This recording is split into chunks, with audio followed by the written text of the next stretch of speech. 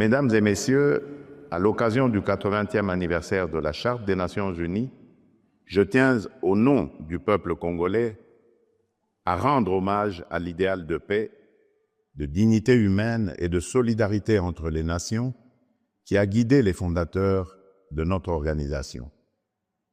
Les profondes mutations de notre époque, conflits persistants, urgences climatiques, crises humanitaires et menaces transnationales, nous rappellent que le multilatéralisme ne relève plus d'une option, mais d'une exigence incontournable.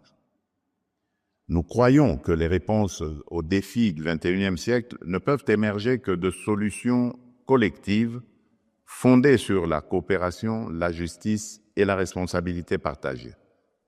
C'est dans cet esprit que notre pays, récemment élu au Conseil de sécurité pour le mandat 2026-2027, s'engage à défendre une gouvernance mondiale plus équitable, plus inclusive et tournée vers la prévention.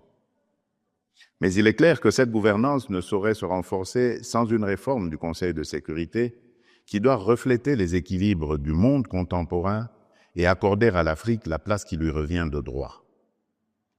À l'heure où l'intelligence artificielle et les technologies de pointe redéfinissent nos sociétés, l'humanité franchit un cap historique.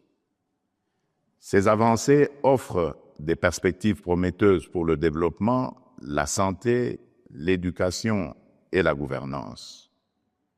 Mais elles s'accompagnent aussi de nouvelles formes d'injustice.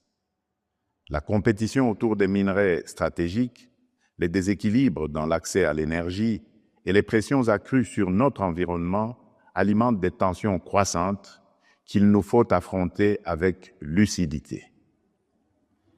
80 ans après son adoption, la Charte des Nations Unies demeure une référence universelle.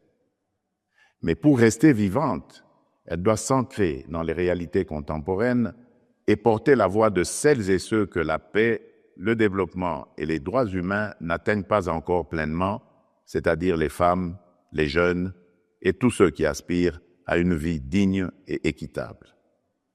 La République démocratique du Congo appelle à un multilatéralisme rénové au service des peuples, enraciné dans la vérité, animé par la justice et cimenté par le respect mutuel.